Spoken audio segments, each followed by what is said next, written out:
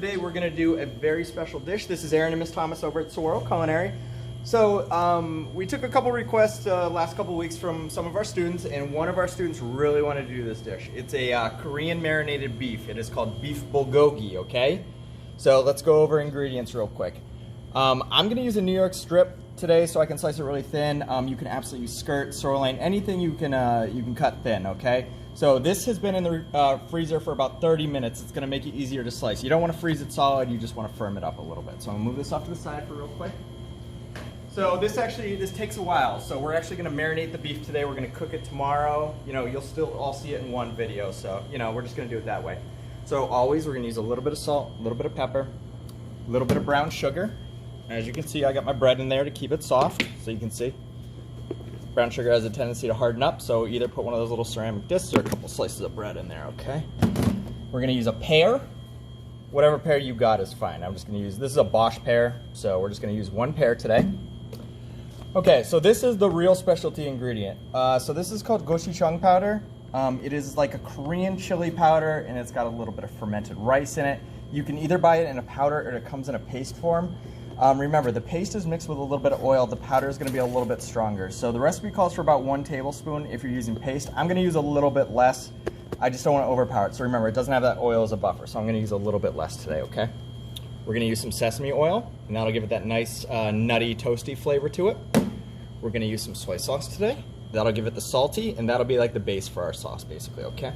We're going to use 3 cloves of fresh garlic, okay? So 3 cloves of garlic, and we're gonna use about 2 teaspoons of fresh ginger, okay? So let's talk about the meat first, okay? So like I said, it's been in the freezer for about 30 minutes. It's not frozen, but it's thickened up. All right, so what we wanna do is trim this. So I'm using a New York strip today. So there's a bone that runs at the top and about halfway down the side. So what I wanna do is just separate all this meat. So guys, as you can see, so check it out. I'm doing this on a red cutting board, which is red meat. So, you know, when you come here, use the right cutting board for the job, okay? So we're just doing a little bit of butchering today. So we're just gonna, we want to save as much meat as we possibly can. Okay. So you can see how it starts to release from the bone, and you can see where you need to cut it. So we're just gonna go all the way through down there. Okay. That looks good. Now we're going to get it to release from here. You know, sometimes it's tough to get through the bone, so don't worry about it. Okay. So we got that all separated out. Okay, so you can either save the bone and make stock or something later on. I'm gonna hold on to it right now. I'm just gonna put it right over here. Okay, guys. So a little bit of fat in this dish is absolutely fine, but you see these fat caps? I really don't want all that, so we're gonna trim that. Okay, so we're gonna trim the fat off there. Try to get it as close to the fat as possible so you like keep as much meat. Okay, so running along the side here, there's a big fat cap. I don't want all that. So we're just gonna do a very light trim over here, okay? And you just wanna trim up the fat. Some steaks are fattier than others. If you guys were to use like filet, you'd see almost no fat. Ribeye, that's got more marbling than fat. So when I talk about marbling, that's what this is. See the white flecks running through the steak? Those are pieces of fat that when people say, hey, that steak's got really good marbling, that's what they're talking about, just the fat that runs through it. You want a steak that has good marbling because the fat basically melts and seasons the rest of the meat. So you can get rid of all those little pieces. Okay, so here's our trimmed up steak. So what we're gonna do is we're gonna cut this as thin as we can, all right? So really thin pieces. We want this to cook really fast when it hits the pan. So this is about 1 pound of meat I'm using, all right? If you want to do more, make more marinade. So we're just going to go really thin. This will help so it doesn't dry out while we're cooking it too, okay? So you guys can sort of see the thickness I'm talking about right now. So like, you see how thin those are? I mean, it's not like deli thin, but it's thin. I guess if you really wanted to, you could run this through a meat slicer, I suppose, but you know, do it by hand for right now. Okay, so we're gonna get some nice strips. And this, about 1 steak will feed about 2 people, okay? So if you're trying to feed your family, do about 2 steaks. If you are using like a tri-tip, that's a ton of meat. So, you know, just one tri-tip, something like that, okay? So remember, I'm just trying to keep it as thin as I possibly can. This is where freezing it helps. If this was a steak that was just in the fridge, it would be like squishing, and it'd be much harder to cut. So we're just trying to prevent that. All right. And so we did this dish, and honestly, this turns out so good. It's such a flavorful dish. I really like this. We're gonna try to do this a little more often, honestly, guys, okay? So if you start to run in a little bit of fat, just sort of cut around it. So we're gonna let this marinate overnight. You can do it up to 48 hours, that's absolutely fine. You can do it for as little as 6 hours you need, but at least give it the 6 hours it needs to marinate, okay? So you guys can see.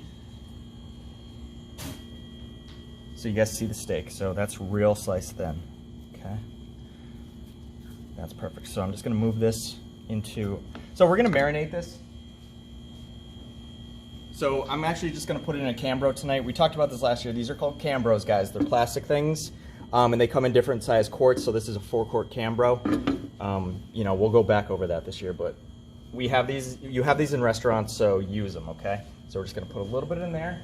Okay, guys, I'm gonna swap out my cutting board. I'm gonna clean my knife, wash my hands, and we'll come right back, okay?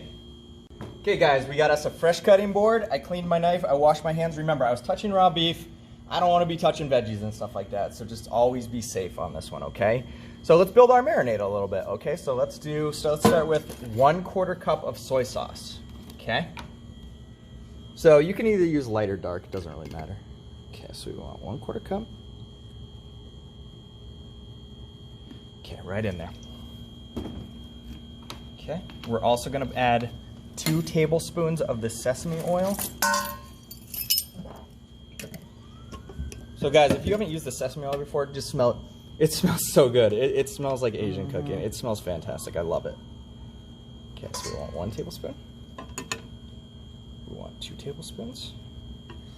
Okay, so the reason I have a couple different measuring things here is, so this one, I don't want to put anything in there because it's wet and the brown sugar will stick to that. So I'm just gonna move this one off to the side.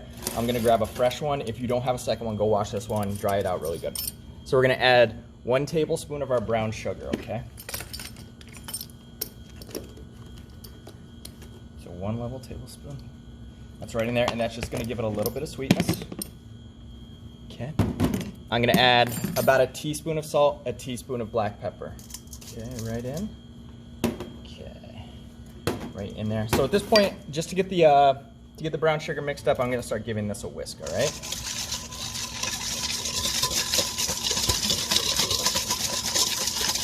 Try to get all that brown sugar mixed up in it. See chunks, just break them down.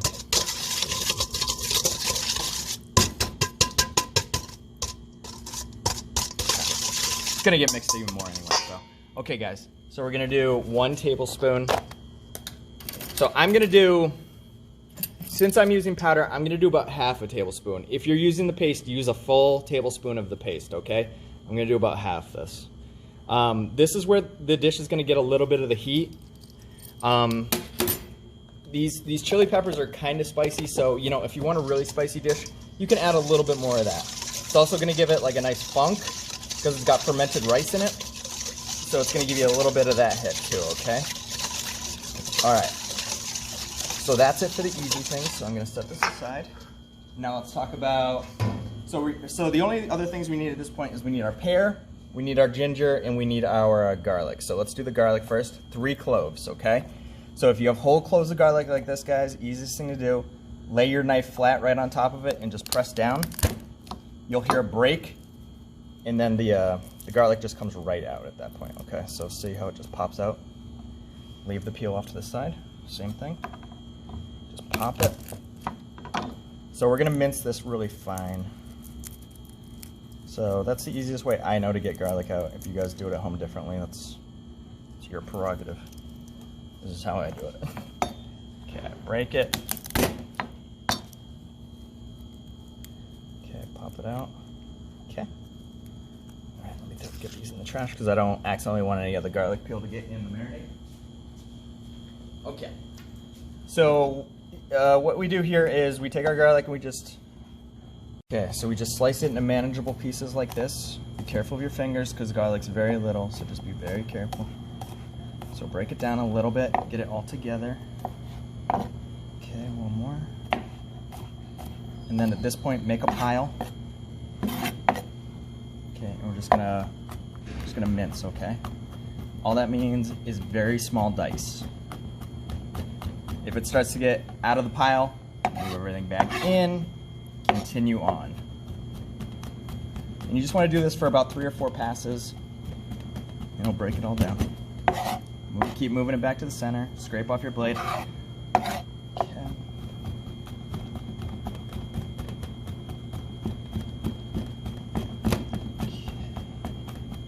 Looks good. I'll give it one more pass and we're ready to go. Okay, so that's our minced garlic. At this point, don't try to pick it up with your hands. Use the blade of your knife. Get it all in a nice pile. Get the blade of your knife. Just go under like that. Bring everything up onto the side of the blade. Okay, this is gonna go right in our bowl. Boom, right in. Okay, move it back off to the side. Okay, so let's do ginger. Okay, so we worked with ginger last week with the curry. This is the same root, I just peeled it just to show it. So I want this grated really fine, so I'm actually gonna use the microplane this time. So we're just gonna run it through this, and we're gonna get about 2 teaspoons of the garlic, okay? So all you wanna do is this. Be careful with your fingers, because even though this thing can still nick you, so just be careful, all right? So you'll start to see nothing's coming out the bottom. It all sticks right there, okay? So we're just gonna knock it off towards the end. Okay. So we're just gonna, okay, we're gonna move on. I don't wanna get my fingers, so we're just gonna move on. Okay. All right, let's see where we're at. Okay, that's a good amount. That's about 2 teaspoons. Get all the stuff off the bottom. Okay, so this is gonna go right into our bowl too. Okay, last thing we gotta do, guys. So the recipe calls for half of a pear, okay? So I don't care what pear you get. It can be this is what's called a Bosch pear. They also make Asian pears, red pears, you know, the normal pears you'd see at school. It doesn't really matter, so just get yourself a pear. Potato peeler works exactly the same on a pear as it does a potato. So we're just gonna peel it out. So, you know, normally we'd eat the skin. Well, I do. We're just gonna get the skin off because we just want the sweetness of the inside. We don't want any of the fibrous peel or anything like that, okay? So we're just gonna peel. And then for this one, I'm actually gonna use a box grater. If you guys want to use the same microplane or you want to do this by hand, that's absolutely fine, but I find box grater goes a little bit faster for this. It gives it exactly what I want it to be. Okay. I never actually really liked pears very much. I always find them mealy, but in a recipe they work very well, so. Okay guys, so that's my peeled pear. So I want about half of this. So same with your box grater. Remember, we got one to slice. We got a medium grind, small grind, and a large one. I'm gonna use the larger one today. So same as before, make sure it's secure and just start going down. So sort of keep an eye when you get towards the middle because that's where the seeds live. So, you know, just sort of work around, okay? So just be careful of your knuckles. Always be careful of your knuckles. Okay, that's about half the pear. Give it a good knock. Okay, now we're gonna grab our bowl back. Okay, and we're just gonna get this up and in. Fish through it, look for seeds. Make sure you don't see any seeds, okay? So see how there's no seeds there, guys? Okay, so right in, we're gonna give it a whisk.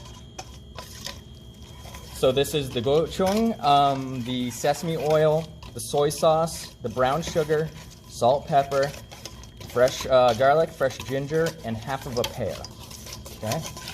So it doesn't look like a lot of marinade, but you know, it's gonna cover the steak and it's gonna give it that flavor.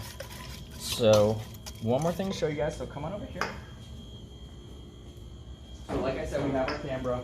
Just put it right on top. Dump it right in. Okay, make sure you get everything. Okay, so don't just leave it like this. Grab yourself tongs, something like that. You want to get it completely covered, okay? So we're gonna toss the meat, get it all covered in there. And actually at this point what you can do is if you have a little bit of leftover here, you can bring it back to the bowl. Get anything you might have missed, all right? Just toss it up really good. This marinade smells fantastic. It smells like the soy, the sesame, the gochujang. It smells like everything like that. Okay, so like I said, minimum 6 hours, best overnight. So real quick guys, we talked about this in one of the classes. If you use a really tough cut of meat, maybe like London broil or something like that, I do recommend adding a little bit of what's called rice wine vinegar or mirin into the marinade. Vinegars have acids in it that help break down the connective tissue of beef and make it a little bit more tender. You can also use pineapple juice. Pineapple juice is awesome, and I actually think that would go really well in this dish. I think the flavors would really complement each other. Okay, so that's our beef. Right back in the thing. Guys, do this in a Ziploc or a Tupperware or whatever you have at home. You just want it to be covered, okay? Don't just put it on a plate and put it in the fridge. Okay, so this is our beef. We're gonna marinate it overnight, and then we're gonna finish cooking it tomorrow, okay guys? See you then. Okay guys, welcome back to day 2 of beef bulgogi, okay? So, this is our bulgogi that's been sitting overnight, okay? So, from here on out, real easy. The only thing I'm gonna do is I got a cast iron pan, and I'm just gonna put the littlest amount of canola in there just so it doesn't stick. Really just like a teaspoon, guys, okay? Give it a good swirl just to cover the bottom. So we don't want a lot of oil in there. We're not trying to fry this. We just wanna make sure it doesn't stick.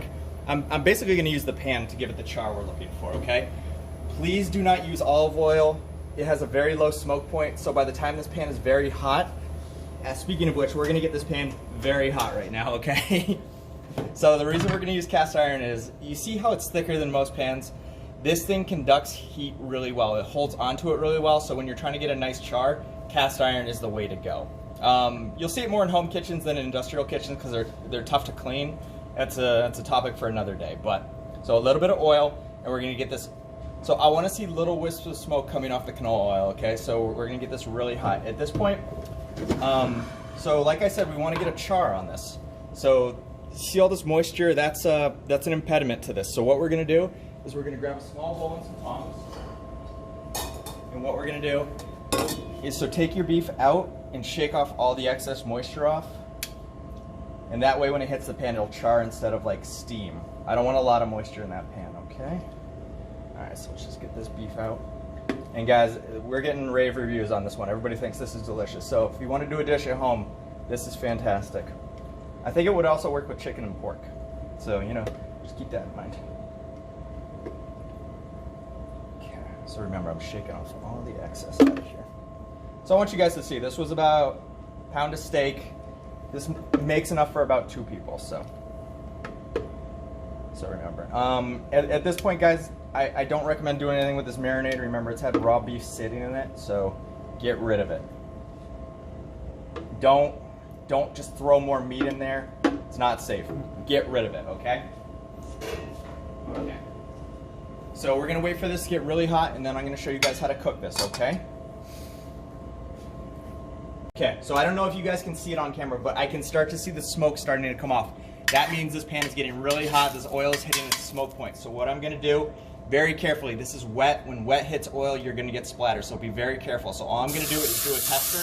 That's the noise I'm looking for, okay? So we're gonna let this one cook for about a minute each side to see how we're looking, okay? This is gonna cook very, very quickly. You saw how thin we sliced it. You see how hot this pan is. Remember, we're using raw beef. It can be cooked to medium rare, about 140 degrees. That's perfectly fine, okay? This isn't as much. See how we're getting that char? That's what we're talking about. So I'm gonna finish cooking this piece, and then I'm gonna get the rest in there, all right? This is good served in, one of our students mentioned you get a head of lettuce, and you get like little lettuce, you make lettuce wraps out of it, rice, get a little side of broccoli. This is an absolute fantastic meal, okay? So that's one. All right, so very, very slowly, okay? And I wanna get a nice even distribution on the bottom. If you're doing multiples of these, do it in batches. This is cool, so it's gonna drop the temperature of my pan. So I don't want steak sitting on top of steak. Okay, we're just gonna let it sit. And you're gonna get a lot of steam out of there, that's fine. Guys, as a heads up, your cast iron pan is gonna stay hot for a very long time, even if after you turn the heat off, so be very careful, okay? Let this thing cool down. Don't try to touch it, because even the handle is gonna be hot. Okay, so this has been cooking for about a minute. Okay guys, so at this point I'm gonna start flipping, okay?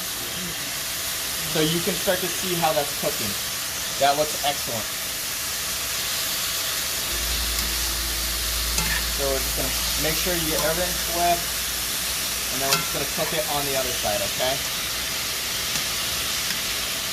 These are so thin, don't worry about it not cooking through. I'm not even gonna attempt this. It's gonna be okay. But you could see, you see the char marks on that? That's what we're going for. That's a function of this pan being insanely hot. Okay, so we're gonna give it another minute. We're gonna get this out, and then we're gonna garnish and serve, okay guys? So I want you to see. So this one cooked about that same amount of time, so let's just break it open. See how it's got that little bit of pink inside? That's okay, that's perfectly good to eat. Perfectly good. Okay, I'm gonna give it a stir. If you see any pieces that look like they're undercooked, just sort of get them back to the bottom. Okay. So you see how there's not a lot of sauce in the bottom of the pan? That's because I drained the beef before it went in. If it was really saucy, it would steam the beef more than it would actually char it. So just keep an eye on that. And remember, I didn't use a lot of oil. I'm mostly letting the pan do this. I'm not trying to fry it. I'm not trying to steam it. I'm just trying to cook it. Smell is fantastic, guys. You get that. You get the ginger. You get the garlic. You smell that. The soy, sesame. It's really, really good. Okay, guys. I'm calling this done right now. So what I'm gonna do is I'm gonna turn off my heat. Okay. Okay. I'm gonna put it on our plate.